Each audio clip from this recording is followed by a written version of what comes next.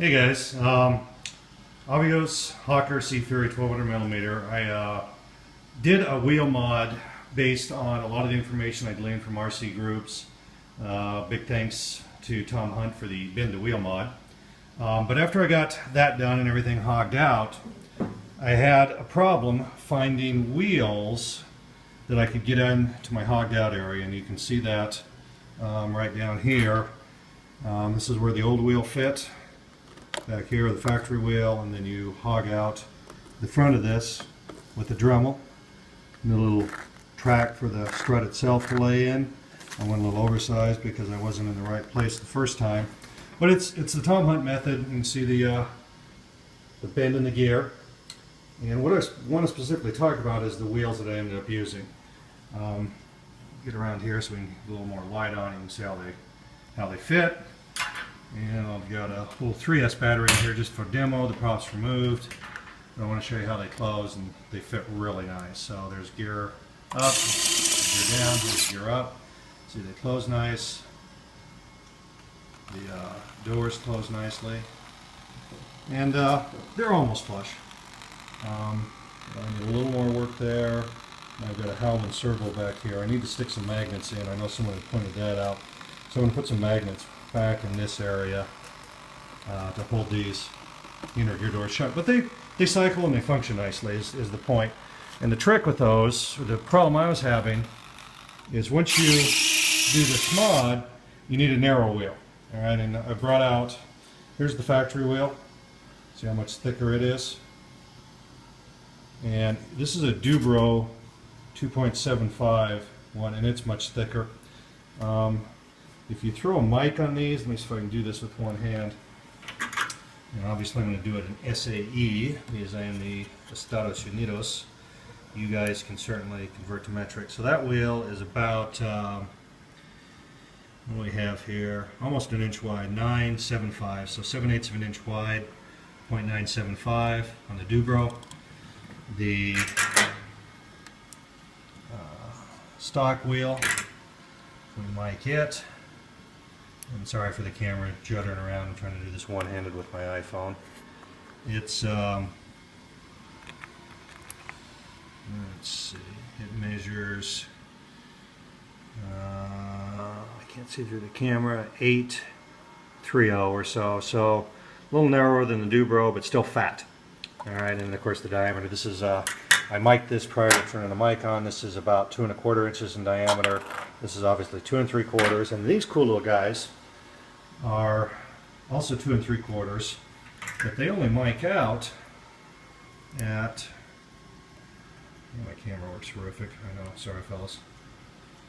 That is about 710, 0.710, so they're significantly narrower.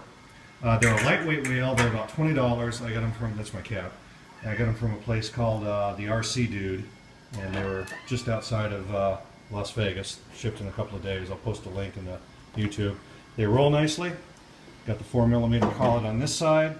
I've just got the little hose fuel line tubing for the inside, but they're holding them, and I'll probably eventually, I just need to find some narrow 4mm collets to put in here.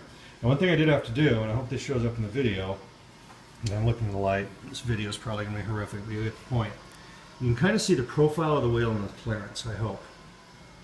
Alright, right in here. You have to, I had to put the wheels on a bolt, and then I put it in a drill, and I hold it against a flat bastard file. And RC groups, please don't edit that, that's what the file is actually called. To give clearance right down here, right where that bend is. And you can see I've just got just a scotch of clearance right there on the fairing door. So they clear, they roll, and they're super lightweight. They're way lighter than the Dubros.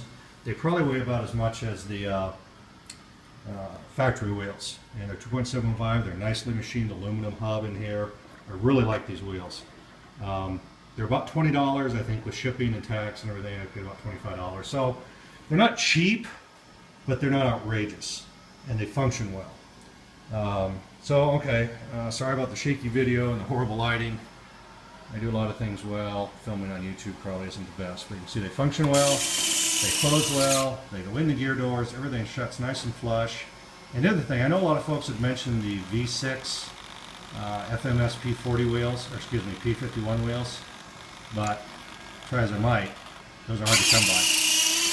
I emailed Motion. Someone mentioned the Corsair wheels, but they're fatties too apparently. So I couldn't find any. I mean, I can get version 8 wheels, but they're fat. And you need thinning, you need skinny, and these fit the bill.